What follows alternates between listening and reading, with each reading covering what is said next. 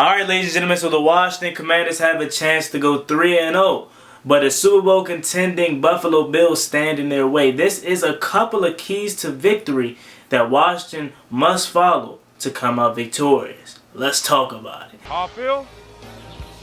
Left. What I want? Get back slow. I love the way she rockin' it. I love the way she move it, shake it on me. When she cry for him, the shawty is the winner. You can tell that shawty's no beginner. She's confident. I love the way she move it. YouTube, what's going on? It's Juan Gotti here with another Washington Commanders video, and in today's video I'm coming on here with a couple of keys that the Washington Commanders must follow to have a successful day versus the Buffalo Bills this Sunday. Before we get into today's video, I want to ask you guys to do me a favor and subscribe to the channel. As you can see, we're very close to 6,000 subscribers. We can hit it by today if you guys hit that subscribe button. Like this video and turn on post notifications. Now that out of the way, let's get straight to today's video. So let's get into these keys to victory. We know the Buffalo Bills are a really good team, and they are a Super Bowl contending team in the AFC year in and year out. But I definitely think the Washington Commanders have a chance to pull the upset. Right now, the Washington Commanders have a 26% chance to win versus the Buffalo Bills. I think it's a little bit higher than that, especially with us, coming off of two good victories, us having more time than we've had in years, and us finally having a home field advantage in a sense. Now, trust me, Buffalo, they travel. Okay, I'm expecting it to be a lot of Buffalo Bills fans, but unlike years past where teams just come on over and take over our stadium, I don't think it's going to be like that. I think the Washington Commanders are going to have some sort of home field advantage, and I think that kind of plays into our favor when you come to a honorary key to victory. Okay, honorable mentions that could be one is somewhat of a home field advantage. Now, let's go ahead and get to the first one. I'm going to be honest with you. I'm going to start with our offense versus their defense. I really think their secondary is vulnerable. Yes, they got Tre'Davious White, Jordan Poole, Micah Hyde, but those guys don't scare me. I'll be honest with you. I believe some of them are banged up, but I feel like they all are going to play. I believe Micah Hyde was limited yesterday in practice, so they should be good to go when it comes to their secondary. But I think it's vulnerable. I think you can get some shots down the field on them. I like Terry McLaurin versus Tre'Davious White rather. And I like John Dodson versus their other cornerbacks and Curtis Samuel and De'Ami Brown. We have a lot of playmakers that can take advantage of their secondary. You know what I'm saying? When you come down to that linebacking core, Matt Milano, I love Matt Milano. He's a dog. So that's why I feel like when we get our shots to take it down the field, we need to do that because I think their secondary is very vulnerable. I'm more concerned about their second level, like I said, their linebacking core with Matt Milano, more than I am their secondary. You know what I'm saying? I feel like we have an opportunity with our talent to take advantage of those. And I love what Eric Bieniemy always does against the Buffalo Bills. He always seems to have the Buffalo Bills numbers. They are going to now be with Sean McDermott calling defensive plays. Leslie Frazier is taking the year off. So, hey, I'm not calling Sean McDermott a bad defensive coordinator, not at all, but I'm just saying we can take advantage of their secondary. That's just how I feel with our weapons and our talent. And Eric Bieniemy, like I said, he was when he was in Kansas City, yes, he had Patrick Mahomes, had Travis Kelce, but he seemed to be able to drop 30 on them consistently. So hopefully that transfer over here to Washington. But first key is take advantage of their secondary because although they have some names in that secondary, I think it is capable of giving up big plays. So go ahead and moving on to the next key to victory. I think this is probably one of the most important ones is we need to convert in the red zone. I want to say we went 3 for 3 in the red zone last week. That is magnificent, ladies and gentlemen. We need to have numbers like that: 3 for 3, 4 for 5. 5 for 6. We need to be in the range of 90%. 80 to 90% in the red zone. 100% would be perfect, but again, we know that's not realistic every single week. We need to be in that range if we want to beat the Buffalo Bills. Field goals is not going to do it. We know this Buffalo Bills team is very, very talented with Josh Allen at the helm. So anytime we get in the red zone, we need to be cashing it in for 6+1. So that's my next key.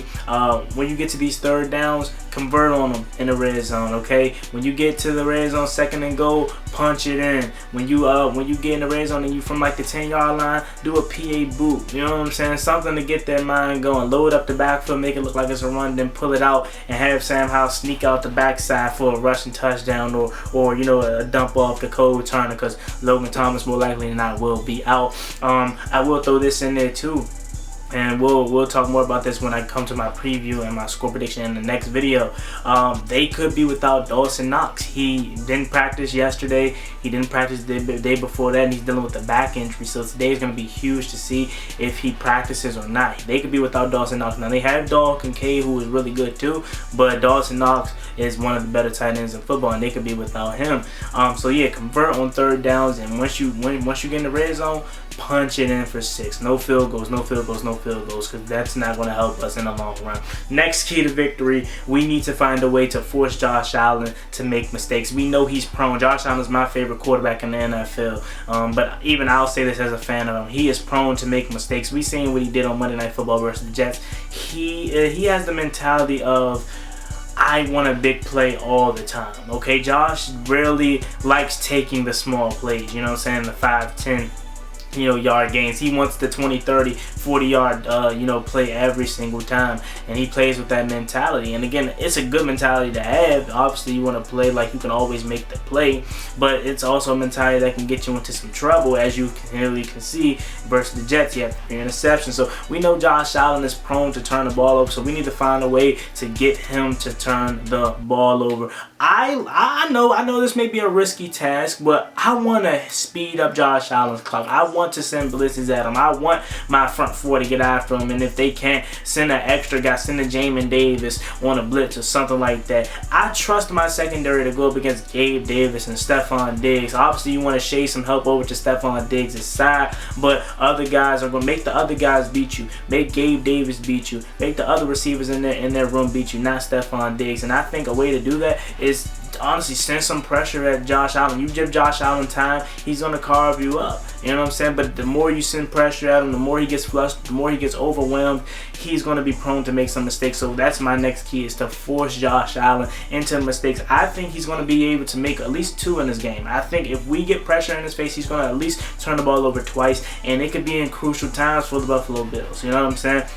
We need to find a way to get him into some trouble, because again, like I said, Josh Allen is prone to turn over the ball, and he wants to hurdle you and stuff like that. So anytime you try to go for that hurdle, swipe at that ball, try to knock it out. You know what I'm saying? Chase Young coming off the back edge, swipe at that ball when you try to get a sack. Ted, swipe at that ball when you try to get a sack. You know what I'm saying? Just go for the ball. Go for the ball. And then again, like I said, the secondary, be on watch. Because Josh Allen's going to want to take his shots down the field. Be prepared that if the ball is coming to you and you can make a play on it, make the play on it, Emmanuel Forbes. Make the play on it, Kendall Fuller. Make the play on it, St. Juice, Derek Forrest, Cam Curl. Y'all going to have opportunities. I'm telling you, so be prepared for them. Next up, for my next key to victory, is we need to get off to a fast start. Okay, first 2 weeks of the season, we did not get off to fast starts versus Arizona. We had a good drive brewing, and then we just went backwards. Same thing in Denver. We had a good drive brewing. We started moving backwards. So we need to find a way to get off to a good fast start and cash these first drives in that we're having, the good first drives, into some points. We need to do that, because if we get off to a slow start versus the Buffalo Bills, unlike the Denver Broncos, I don't see the Buffalo Bills getting an early lead and shooting themselves in the foot. They're too good of a team. They're too well coached of a team to do that, and they have too much talent on the team to do that. So we need to find a way to get off to a fast start. Find a way to have the balance on the offense. Okay, running the ball, passing the ball. Don't come out too pass heavy. Don't come out too run heavy. Find the perfect balance. Obviously, we know we're going to come out with the first 15 scripted plays. I think since we had so much success in in the screen game last week. That's the thing that we're probably gonna try to get going early. You know, be prepared for that and trying to get that early, get that done early. So these Charles out in space, you know, obviously Leno and all the offensive linemen be out in space. Be prepared to open up them holes for the running backs like Antonio Gibson and Curtis Samuel in these screen plays, man. These are big chunk plays that are going to be crucial for us to have success in this game that we're going to need. So get off to a fast start, find a healthy balance early, and stick with it. Obviously, next key is going to be making key adjustments. Alright, obviously we know some things that you may go into a game that you feel like was going to work, maybe it doesn't work. Okay, maybe that isn't going to happen. Maybe Buffalo is hip to it. So what do? Make in-game adjustments, Jack Del Rio. Make in-game adjustments, enemy, and we know EB's gonna do that. But Jack Del Rio, make some in-game adjustments. Maybe you dropping back in coverage. What was the game plan? And, you know, playing soft, and maybe that's not working. Okay, switch it up. Send some pressure at Josh Allen. Get in his face. Get him flustered. You know, get him moving around the pocket for our edge rushers to try to get at him. Josh Allen's a big dude, so he's gonna be tough to take down. But that's why I'm saying go for the ball. I would love a sack on Josh Allen, but more than anything, since he's a mobile big quarterback, get that ball. You know, he's gonna be loose with the ball sometimes, so I wouldn't be surprised if we get a fumble or two in this game from Josh Allen. That's all I'm gonna say. Next key that I have a couple, you know what I'm saying? That's why I'm really rambling on, because I have a couple that we can take advantage of. Next thing that I feel like the Washington Commanders need to do to be successful this Sunday, and this may be, you know, obviously, you know, obvious one, but contain Stephon Diggs like I mentioned before. Make Gabe Davis beat you. Make Dalton Kincaid beat you. Make James Cook beat you. Make other receivers in that room beat you. Just don't let it be Stephon Diggs. If you can find a way to limit Stephon Diggs' damage, because let's be real, he's going to have his way sometimes. All right, he's not going to be completely shut down out the game plan. I mean, the guy has 17 receptions on the year for like $188 and a touchdown. He's going to have his way at some times in this game. You cannot completely shut down a star like Stephon Diggs. But what you can do is limit the opportunities that he has by, you know, obviously shading over, putting your best cornerback on him, which is Benjamin St-Juste, and, you know, shading some safety help over him. You know, Cam Curl with Derek Forrest, stay true to that side. You know what I'm saying? Again, if Gabe Davis beat you, or if James Cook beat you, or if Dalton Kincaid beat you, you just tip your cap. You know what I'm saying? But you cannot make it easy for Josh Allen and the Buffalo Bills by allowing Stephon Diggs to kill you for $150 and a touchdown or two. You know what I'm saying? That's just too easy. That's a piece of cake. You know? So I feel like we have a chance. So with that being said, those are my keys to victory for the Washington Commanders to be successful versus the Buffalo Bills this Sunday. Let me know what you guys think about it in the comment section, and what keys to victory do you have for the Washington Commanders to be successful. As always, it's me and boy Juan Gotti. Like, comment, subscribe. Hail to the Washington Commanders. We're on the road to 6,000 subscribers. We're ever so close. So please hit that subscribe button again if you haven't already. Thank you so much. See y'all later. Come on. Peace.